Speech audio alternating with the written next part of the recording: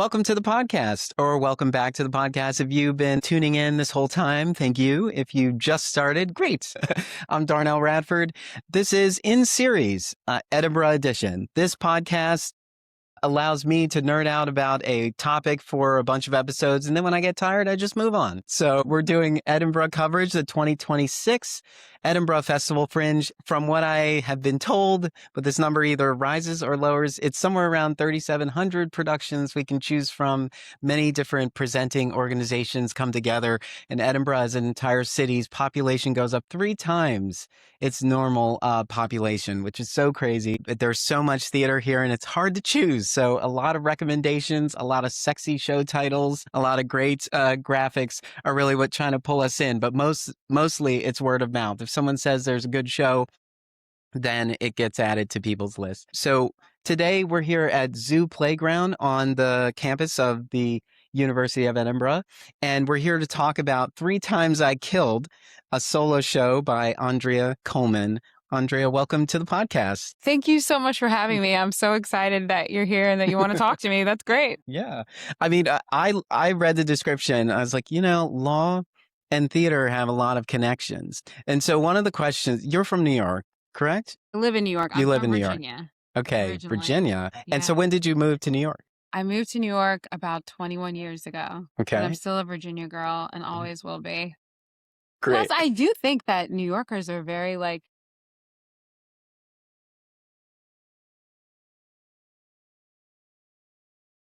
It's tricky with international cities because we can easily come from so many different places. But I feel like there's a window of time where you can really call it your home. It's probably like 10 years or so. You're right. New York is home. New York is home. I am a New Yorker, but if somebody wants to fight me on it, they wouldn't be wrong. Yeah. And so you are a working attorney?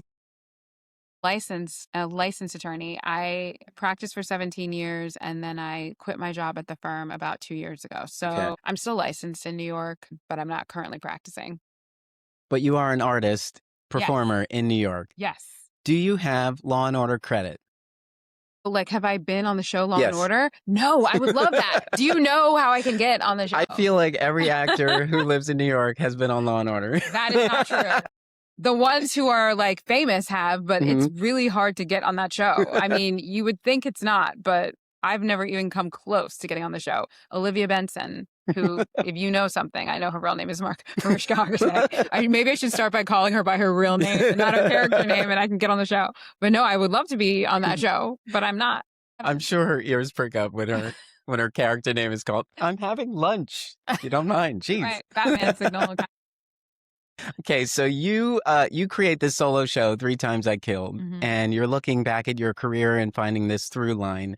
And so tell me when this idea came about. This idea came about before I left Fringe last year. And it was like, if I come back, I think I know what my next show will be. It sort of was like a divine whisper, like it could be this. And so it was pretty clear to me, like my last show started with the number 3. So I thought it'd be kind of cute to do 3 again. And it was very clear to me which 3 cases from my life I would discuss because they were the biggest cases of my career in terms of the way they impacted me and in terms of the divine communication that came in and also in terms of the terror that I felt dealing with them. So it was very obvious when it would come, like which cases. So it came around the time last year. Yeah, it's always interesting, the process. Sometimes these things take years.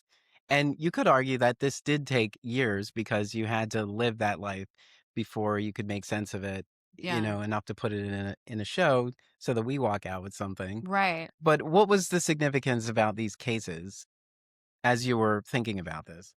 The concept of being a killer, the show is really about identity and how I had to grow into that. I didn't, I love, these shows, Law and Order, and my favorite law movie is, I can't think of what it's called. It's a Tom Cruise movie with like, everybody's in it to me more. I was about to ask my boyfriend. That you can't handle the truth? Yeah, that one. A Few Good Men. Thank you.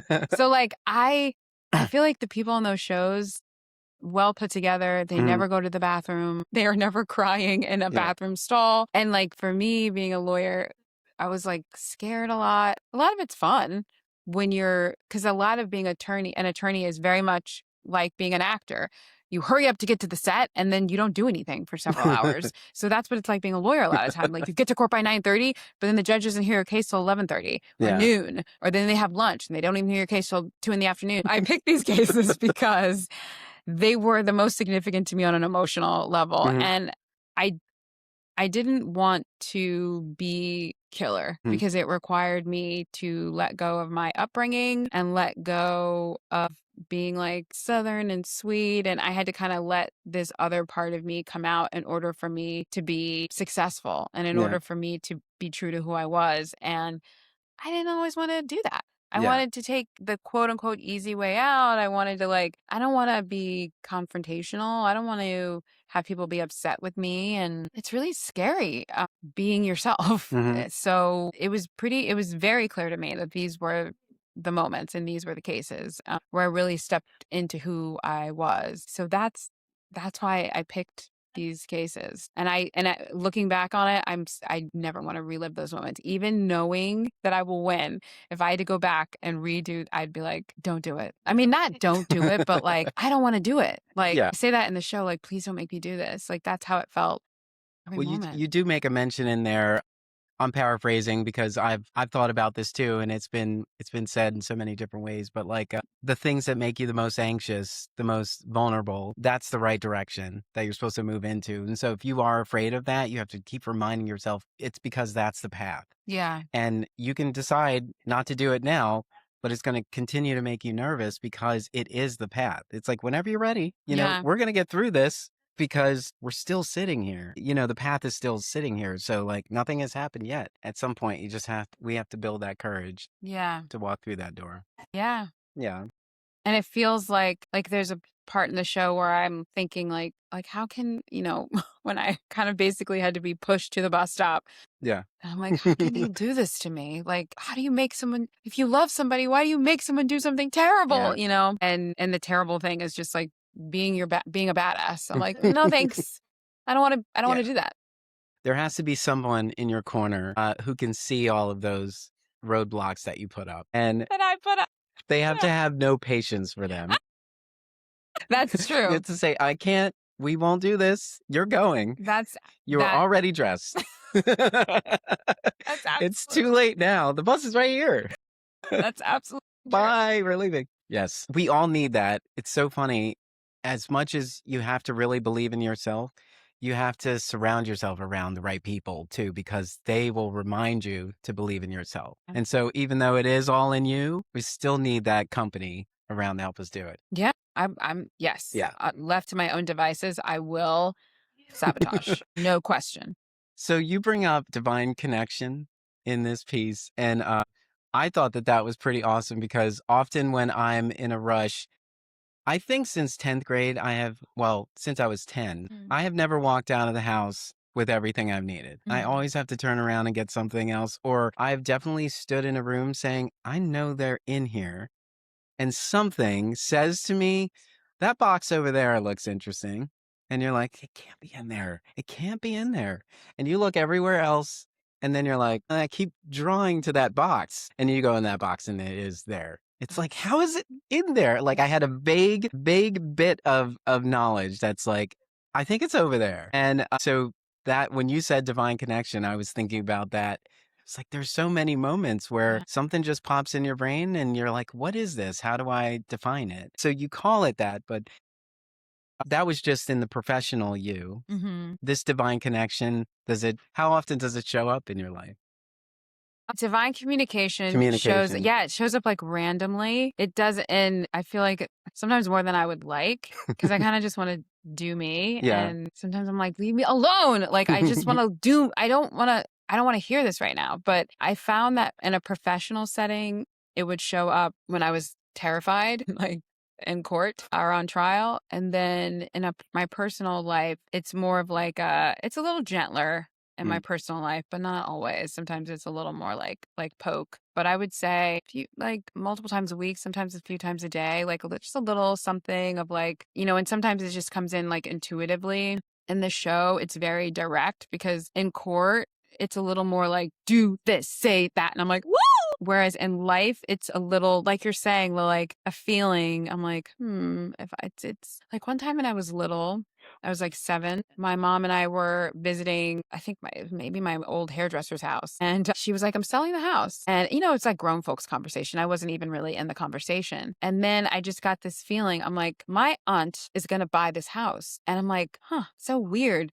We're driving home. I say to my mom, I said, I think my aunt is buying my hairdresser's house. My mom goes, why do you think that?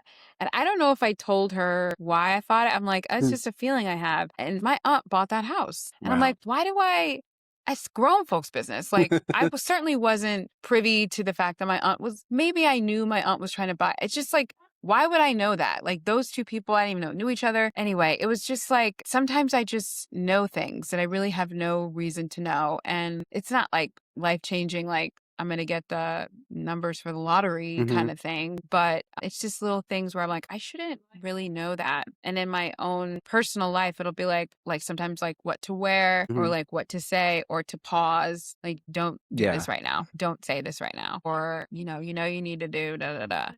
It kind of comes in like subtle ways, usually once a day, not always when I want it to. And sometimes I'm like, fine, please. Like, I'm like, Why I get can't I have angry. that ice cream?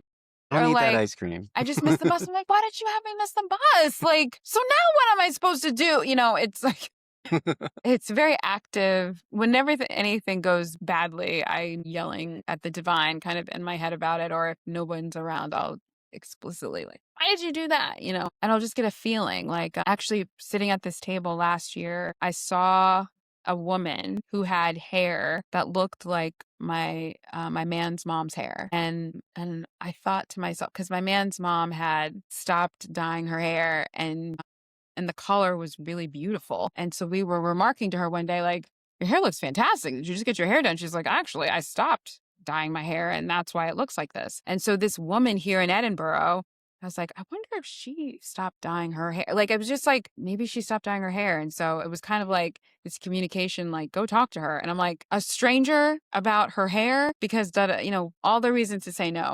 But she was sitting here. So I walked over from there to here and I was like, excuse me, your hair is beautiful. I just felt like I needed to tell you that. She's like, I just stopped dyeing it. And I'm like, of course you did. And last year my show was called Three White Guys Named John. And her husband, who was sitting next to her, he was like, I'm John. My name's John. I'm the fourth John. And so they were here for another show. I gave them a flyer for my show last year. They came to my show last year and then they just came to my show again this year, a couple days ago. So I don't know. Now I know them, like because I got a communication. I think this woman stopped dyeing her hair, just like, and so it can lead you onto these fun side quests that are kind of delightful and like they're so lovely. They're lovely people with great hair, natural hair or whatever. So yeah, it does happen. I don't always say yes, but I try to say yes more often than not because sometimes I'm shy. I don't want to approach a stranger and say something random, but usually it works out. It is interesting that uncomfortable space is a space you really need to get into. And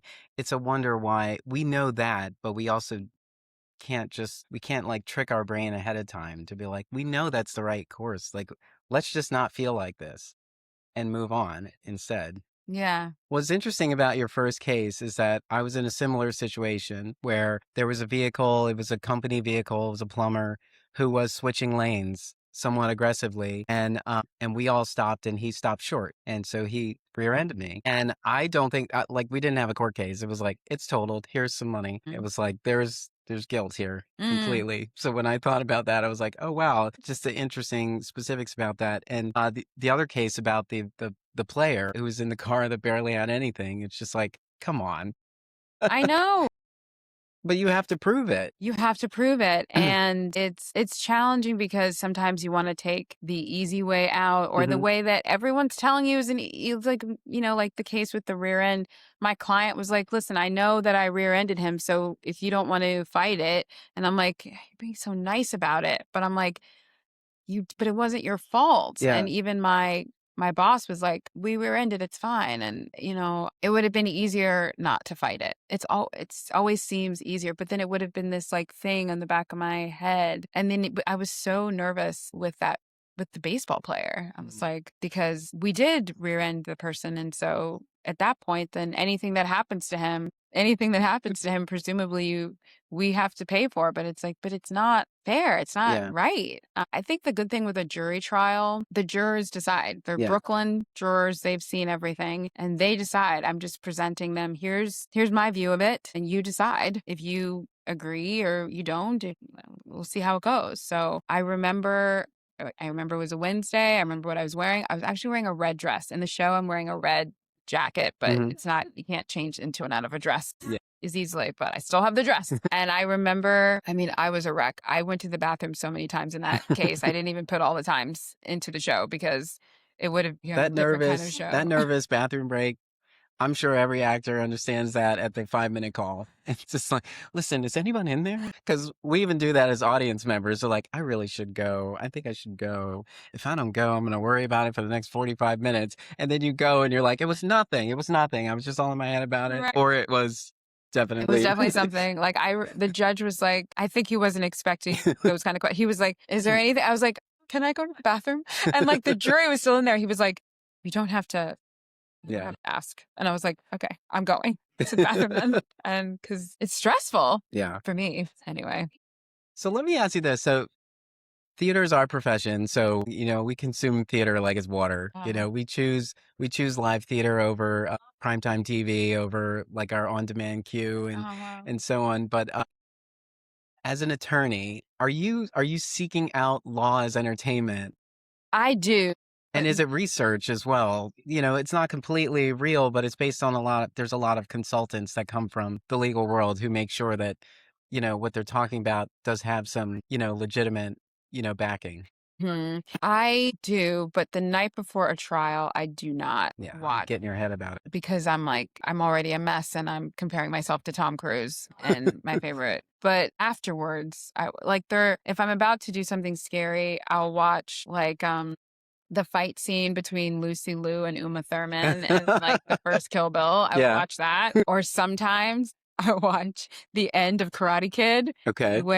Of the first Karate Kid. Like things where it's like wax on, wax off. Exactly. Like these moments where people are like David and Goliath kind of thing. Just to kind of get myself like you could do this. There's a possibility that you could win. And so I do get inspiration from that. But the night before the trial, not a legal thing. But I will on the morning of a trial or the night before watch something that's adjacent. Which is like somebody who should not be winning and then they somehow win. To kind of like myself up, like it could happen.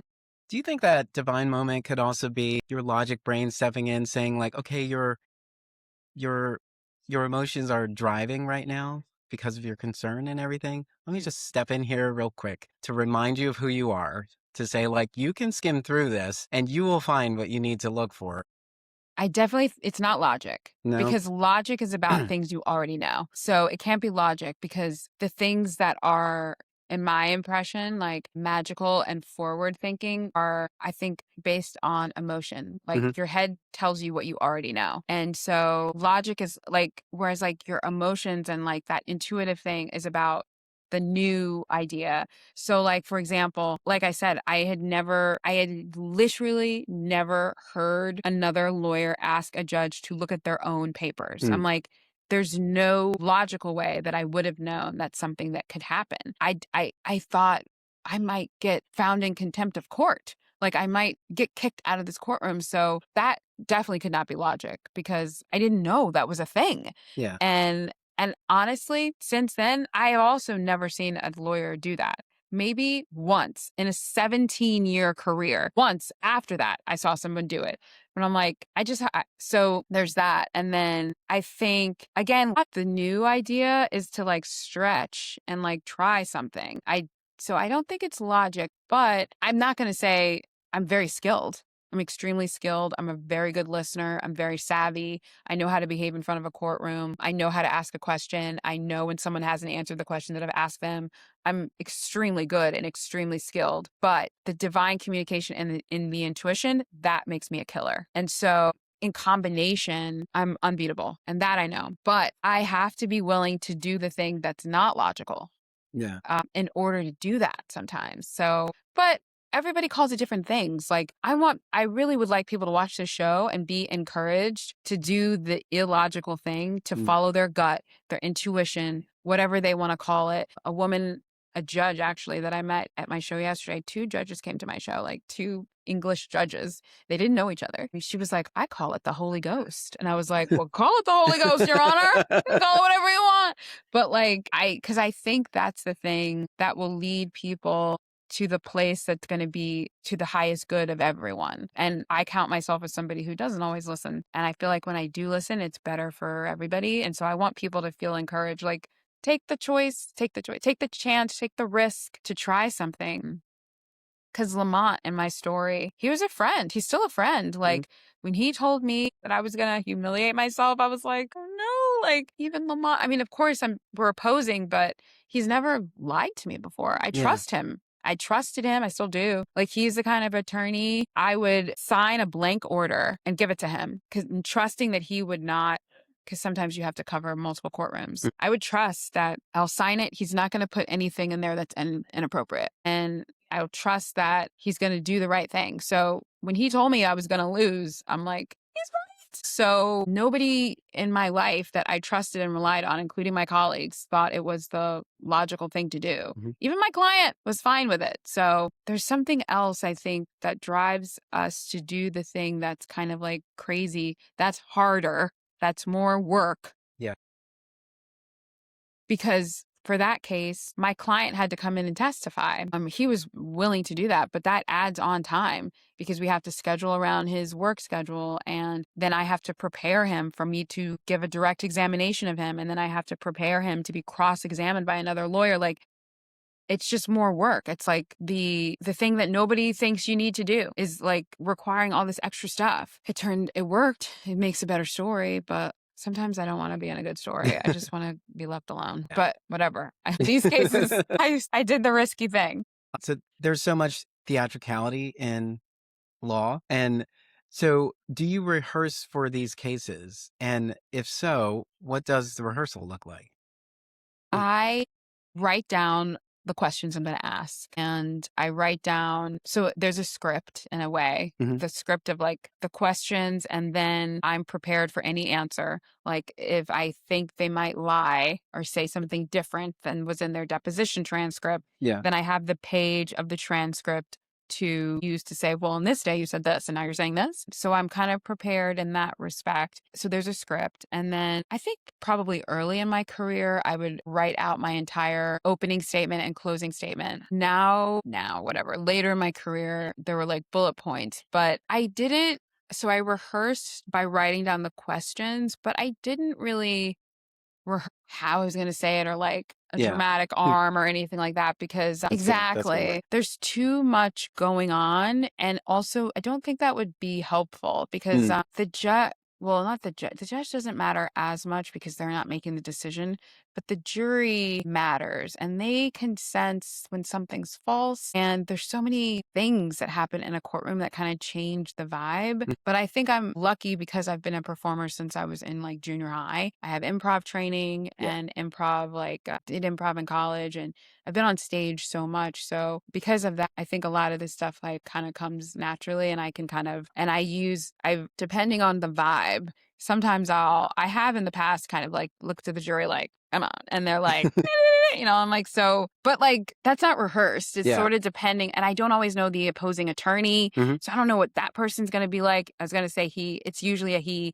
I don't know what he's going to be like. And so not rehearsal in the way that I usually do rehearsal in theater, but much like a show, they are watching everything, what you're wearing, who you talk to, how you talk to them. Leave a witness cried, and that was rehearsed. And I was thinking, God, I'm gonna lose. Like she's crying, and the jury saw right through it, and she lost, and we won. So I think if you rehearse it, and I guess if you're not good at it, they're gonna see it and they're gonna be pissed. Yeah. Which is, That's the part about law and entertainment. They make it seem so glamorous. I'm glad you talked about your background in theater and improv because that is yet another example of the power of theater And while having that as a foundation can open so many doors and many different paths, it's just something that we have to keep saying, like understanding this structure, being a part of all of this makes for better humans. I think so. Absolutely, for Yeah. sure. I mean, there's so many attorneys that I worked with who have seemed to have no concept of how they are in space and in time and how they're being observed. And I think I don't think that's helpful to them. And it just teaches you how to be aware of the space. You might have in your head exactly what you want to say, but then something changes in the room and it throws you off, and you have to figure out, can I respond to that and stay on track? Or do I just ignore that? Hmm. But you still have to be present. And Right. so that's, I think, is really like the strongest trait that you take away from any kind of theater training is being present in a space. Like, Hmm. even if you're waiting to call your lines, you're still working with your scene partner to gauge that timing. Like, how is it going to work tonight? Right. Does it work in this moment the way it worked yesterday? Or is there something happening where we have to make an adjustment to still get there? Exactly. Yeah. That's the cool thing about doing this show every day. Hmm. Audience is different every day. Sometimes people cough or they sneeze or like the door sounds like it's gonna like something's happening and you choose to respond, don't respond. Last year I had a hard time. There were a few times I'm like, I should have said something about what was happening in the room because I think it would have like relieved some pressure in the Hmm. room. And I didn't do it. And so this year I was like, Andrea, this year Yeah. you're gonna say something if something crazy happens in the room. And I feel like there's for all of the shows that we've seen here, there is a moment where they do kind of acknowledge that there is an audience here. hmm. And I do appreciate that, because the audience is kind of like, how am I supposed to respond? This is a classical piece. Should I stand up straight, or like, is there whatever stereotypical thought you need to have about the type of work that you're experiencing? But really, Mm. it's like, relax, give yourself to this experience we're about to share. But I do like when there's a moment, it's like, you can laugh, or it's like, Yeah. it's okay. Or someone sneezes, and I think we were in a show, someone sneezed, and the character acknowledged that. But it was so quick the way they did it. It felt like it was in there. I'm like, That's "Is so that cool. okay? It worked, and we're still here." It's Yeah. great. Yeah. Yeah. So you definitely leave room at the end of the show for the audience members to come out and engage with you. And what has that experience been? What have been some of those moments that stand out of someone who, after the show, came and talked to you? First of all, I love those moments. Those are kind of like one of my favorite things about being at Fringe is talking to people afterwards. What I sometimes the biggest takeaway is like I'll see someone in the audience and I'm like, oh, they're not feeling this at all. They are not vibing. And then there'll be the people like, oh my God, I loved it. And I'm Mm, like, that was the best yeah. kept secret in the entire show. Loved it. But like people will say, oh my God, I related so much, or like, sometimes I'll run into families where the kid's like, "I'm going to law school, and Mm, this was so helpful to me." There was one person who he seemed very on the exterior, kind of like gruff and not like a woo-woo person who would get divine communication. He's like, "Actually, I did get divine communication once, and it helped me find my wife." wow. And so I'm like, "Oh my gosh." And so then he told me the story, and I was like, "This is amazing." And I like it when people tell me the stories of when they are getting intuition. And then I really love the kids. I'm calling them kids. They're whatever, 17, 18, 19, whatever, wanting to go to law school or they're in law school. This made them feel encouraged. Those are the stories that I really like. Somebody told me something. Oh my gosh. So somebody told me something where she was like, I got divine communication about how to leave my job. And so she took me on this tale. I was like, dude, this needs to be a story, like a Mm, show.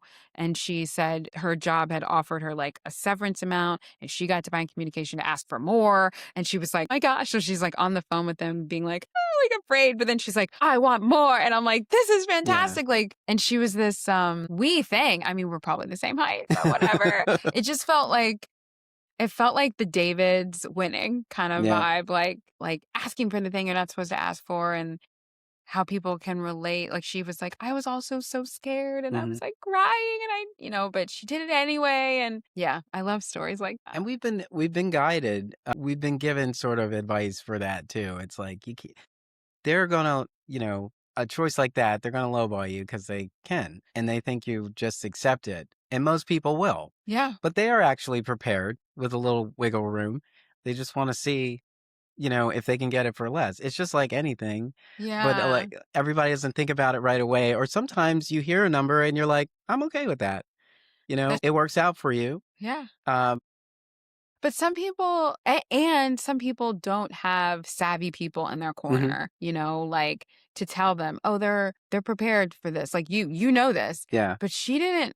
She was like, I felt so alone. I didn't have anyone to help me, and my family was like, just take what you can get and run. But so I do think sometimes that like divine communication, that intuitive sense helps those of us who don't have like savvy people in our corner to tell us the thing. Like Mhm. sometimes I mean, I was on a case, a police officer was coming in to testify. I didn't know the police officer was coming in to testify.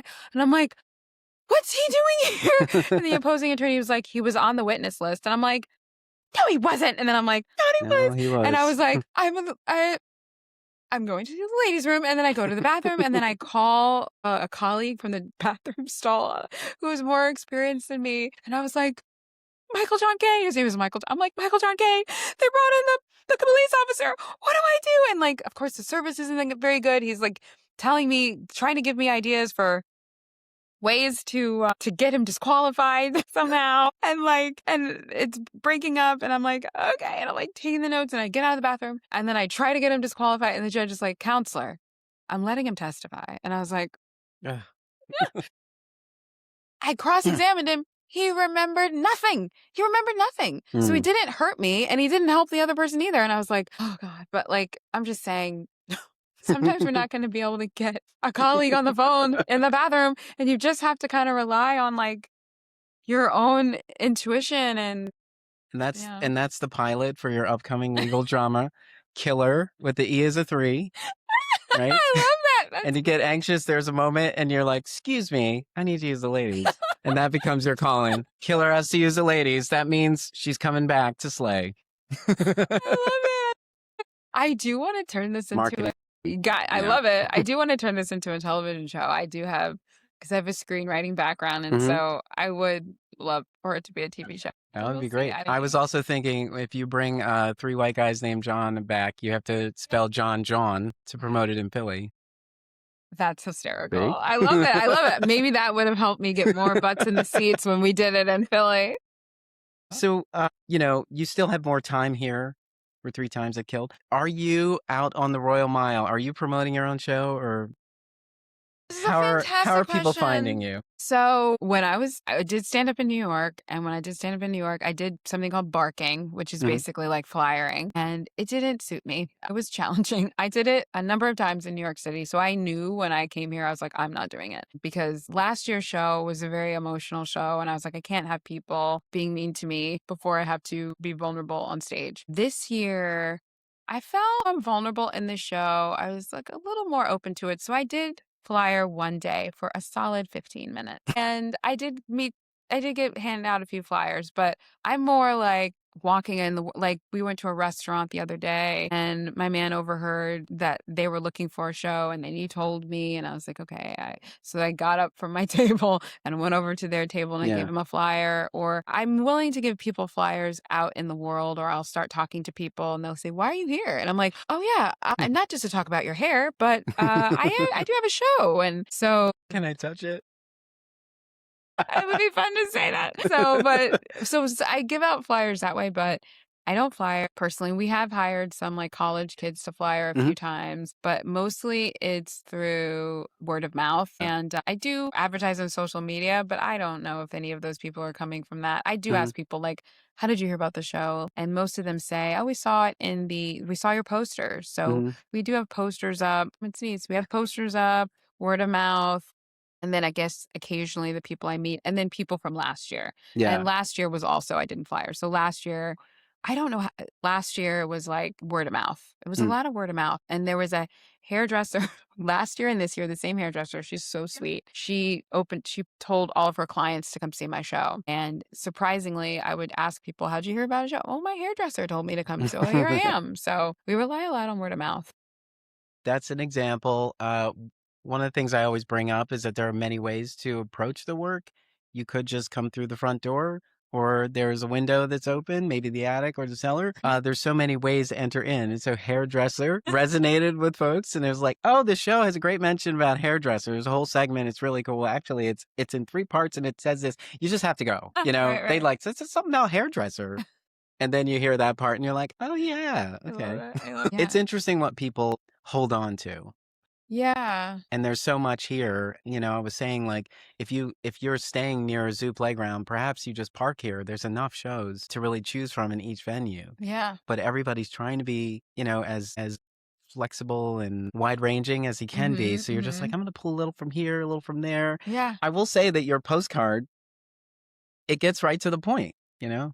3 real cases, 3 surreal verdicts, 1 courtroom killer. Yeah. That's enough to be like, I want to know more. You know, I think that works because that's what's happening out there. It's like, what is the pitch? Mm-hmm. You know, and you got to keep it simple because if they're curious, they will inquire and they will find out more. Yeah.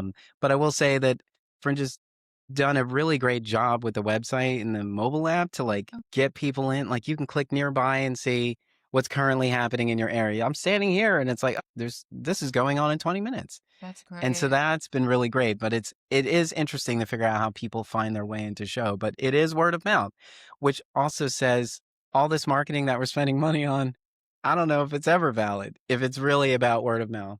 Well, some people do find out. Like we were very excited. We got our first week. We got reviewed by the Scotsman, which I think is a very influential paper Yeah. here, and we got 4 stars from them. So some Great. people found out about it from that. Yeah. But most people, I mean, not everybody has a subscription to the Scotsman. I got one once I got that review. I was like, okay, I'll get a subscription.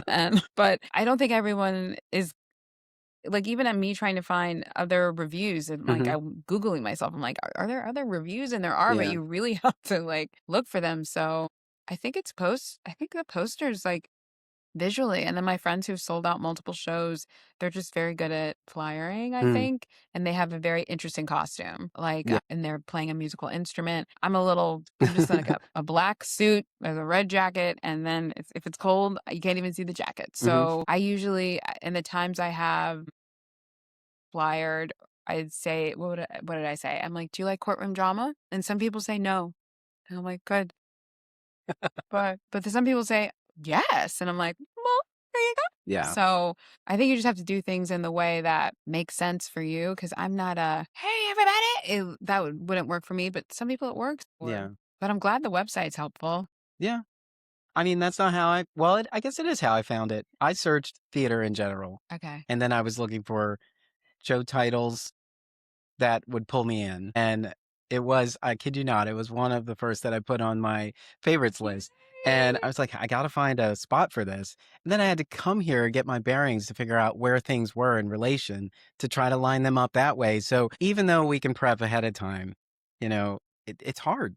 It's hard to do because you end up moving stuff around. Yeah. Yeah. Is this your first time in Edinburgh? No, it's the third time. Last time we were here was 2019, and then the pandemic and travel bans and all that stuff. It just seemed like not ideal. But this time, like many artists over from Philadelphia had come back since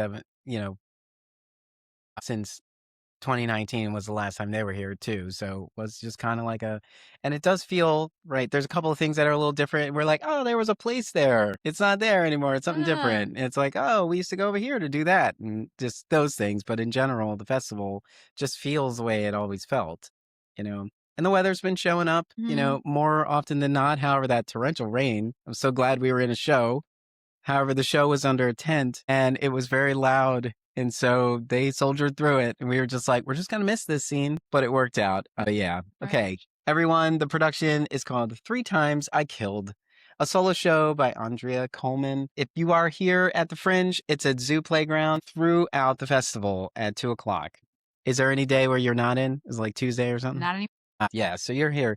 So put it on your list. Andrea, thank you for taking the time to chat with me. This was truly a pleasure. You're welcome. Thanks for having me. I really appreciate it. Absolutely.